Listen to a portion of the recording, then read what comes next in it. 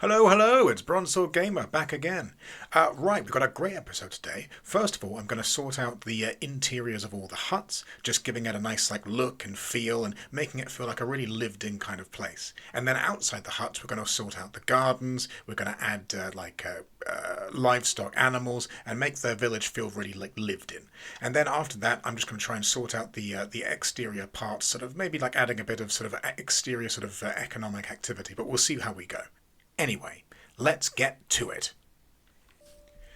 So, the first thing I did when I started this episode was fix the path coming into the village. Last episode, I had a look at it and sort of thought, oh, yeah, that's a mistake right there. Obviously, this is sort of muddy, churned up earth and mud.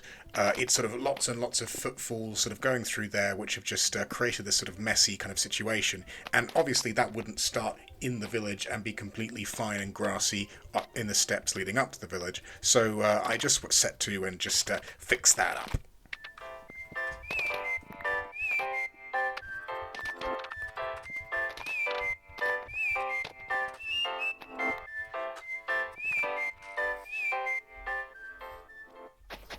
So in this period, most huts and houses that you would find, they would have a compressed earth floor, usually with a bed of rushes or reeds over the top, just to absorb any moisture and messes. Now, I was looking around for blocks that kind of do the rushes. I didn't find anything that I particularly liked for this job, so I've just left it as path blocks just to give a sense of sort of a dull brown floor there, which I think works quite well.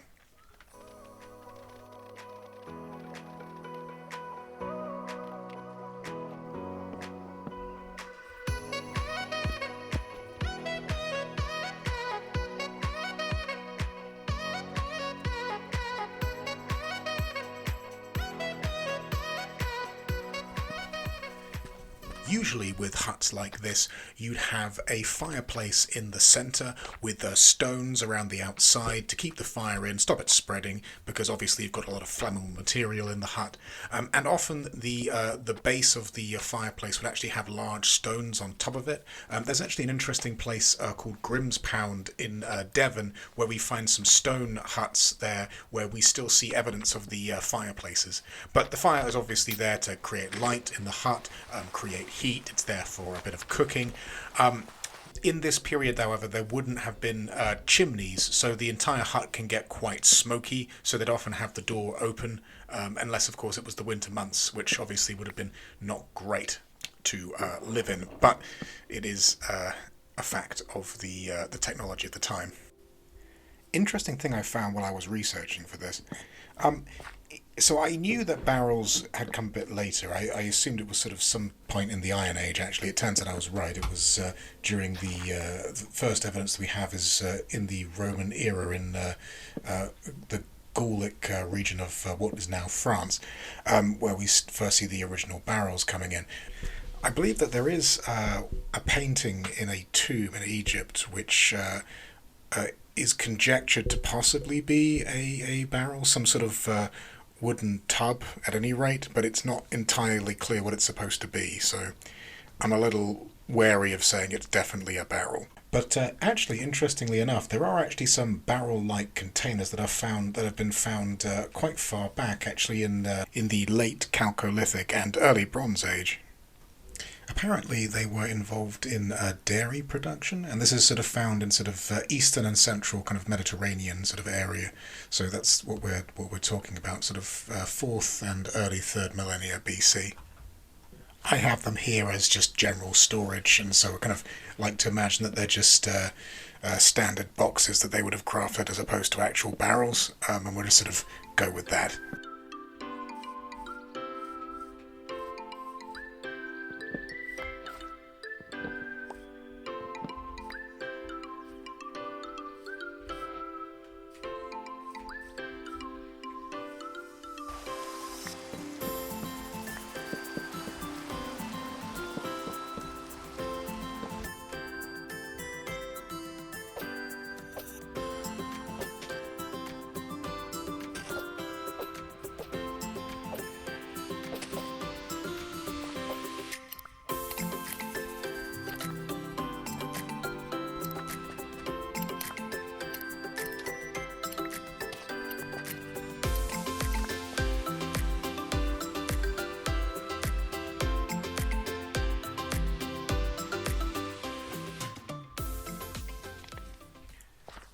The idea here with these brown beds is that they're bedrolls made of animal furs and perhaps some woolen articles as well, so as to they'd be sort of low to the ground like sleeping bags effectively. That could be sort of rolled up and pushed to the side when they weren't in use. I just kept them around the fire just as a sort of an imagery kind of thing in terms of showing that people sort of sleep there and come together there. But probably in the daytime they would have been tossed to the side.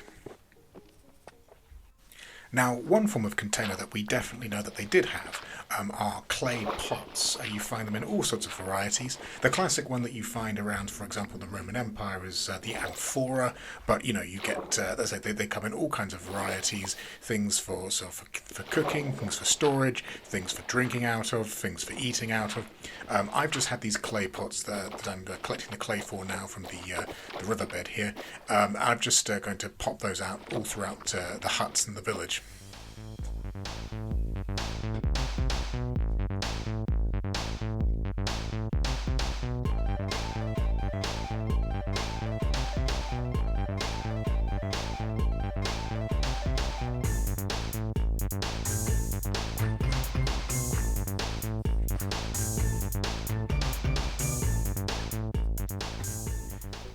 Yeah, so here I'm just popping up some of these brown banners.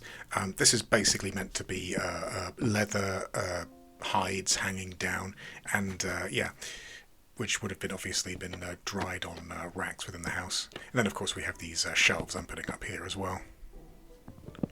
And failing because I still can't get the hang of the positioning there.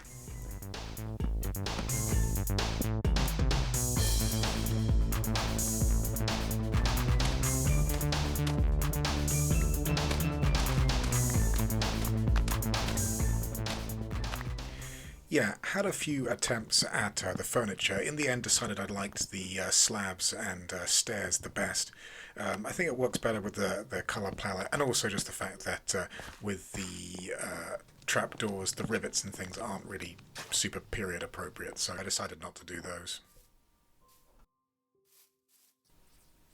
Yeah, I got tired of waiting for the banks of furnaces, so I created a super smelter. Not period appropriate at all, also, but, well, it's out of sight.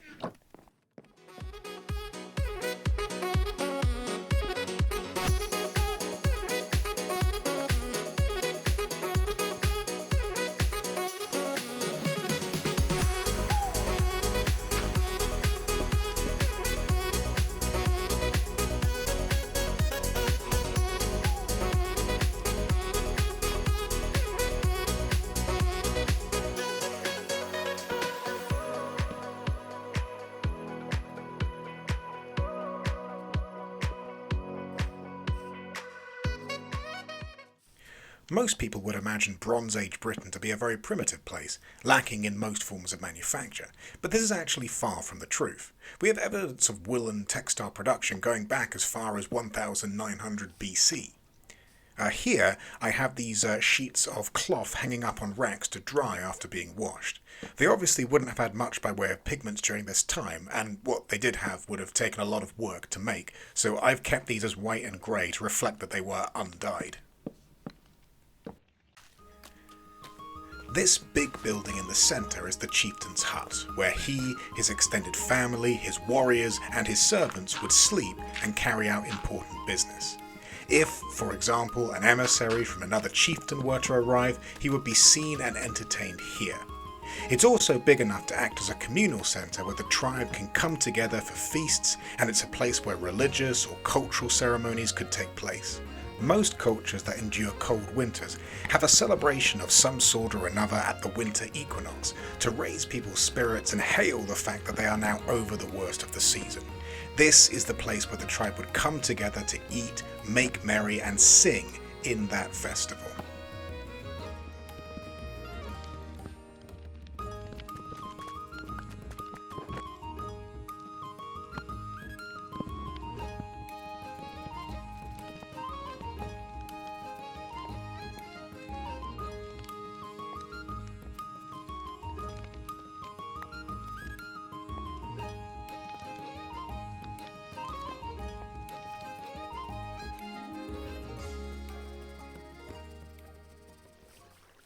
Finally, the moment we've all been waiting for.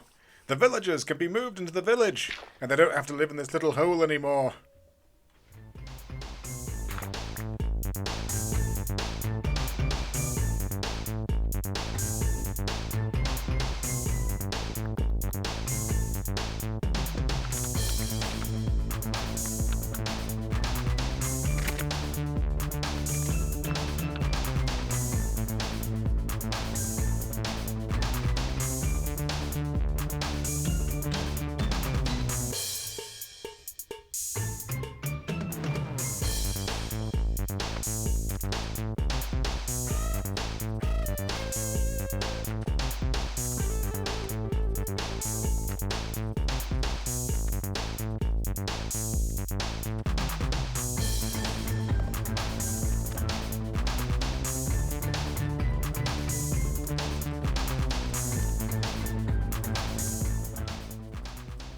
It was moments like this which made me badly wish for a lead which worked on villagers.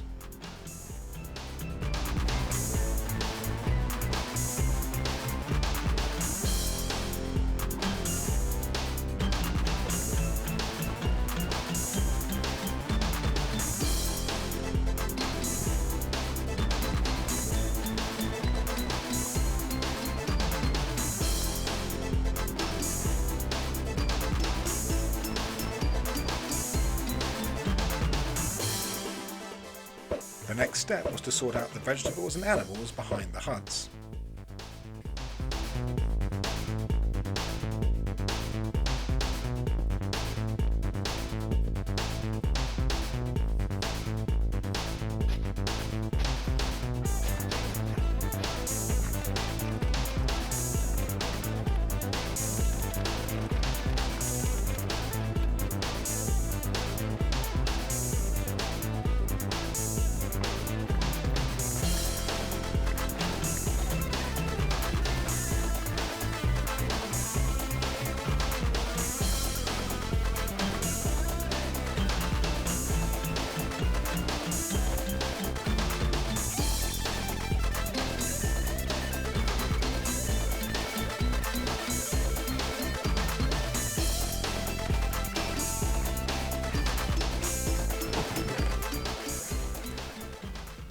Most of the animals that they would have kept within the walls of the village would have been chickens and pigs, as they're the kind of animals that can survive living off of scraps and in a pretty confined space. You wouldn't find too many cows, obviously because they need grazing, and also just because they're big and can just get in the way and hurt people.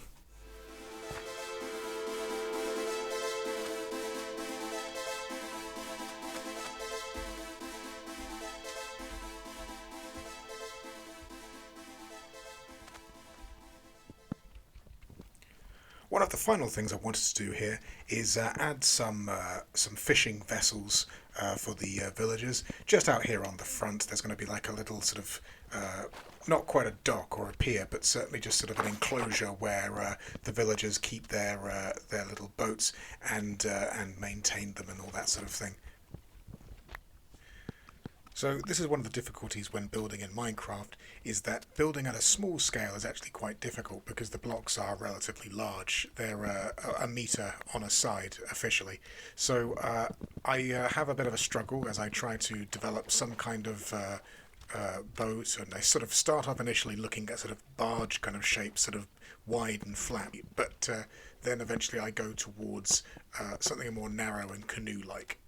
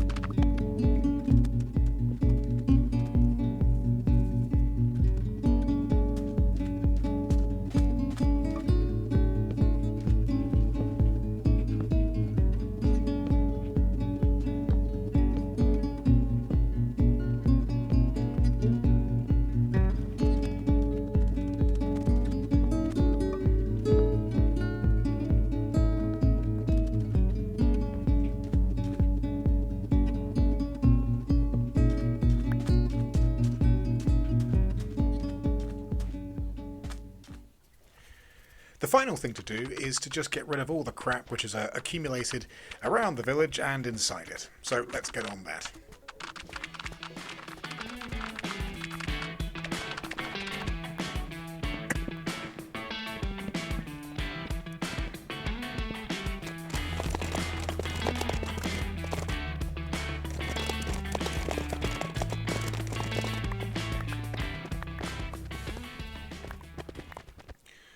Right, the final thing that I need to do is to get rid of this ugly ass mountain, so that will be the next thing.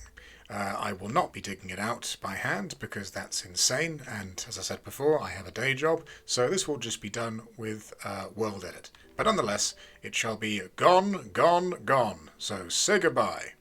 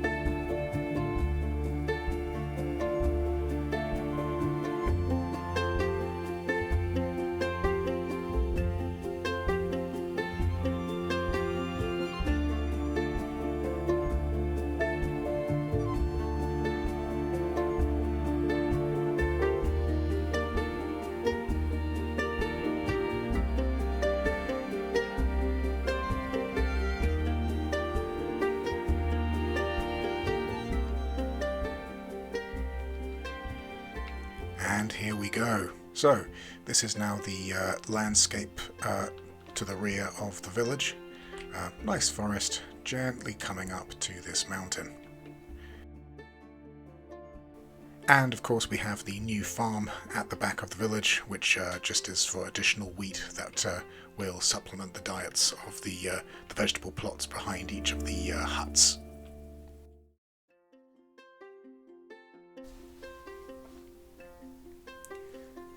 And that's the last part done. The village is complete, and this project is over. It's a weird thing. I've put more hours into this than probably anything else for years. I've had breaks where I haven't touched it for weeks, and then some phases where I've put in hours every day. But it's finally done. I've loved doing this. It's put me back and connected with my roots. I've loved reading about the discoveries that have been unearthed, and I wonder what we're going to find in the future. Here, above a riverbank, we have an earthen mound, dug by hand for protection from the river bursting its banks and enemy tribes making war. We've built the log wall with carved spikes and filled in the centre with mud and ground up earth. We erected the huts where people sleep and eat and live, and filled them with life and everything that they would have used and needed. And now it's over. Thanks guys for coming along with me. I really appreciate it.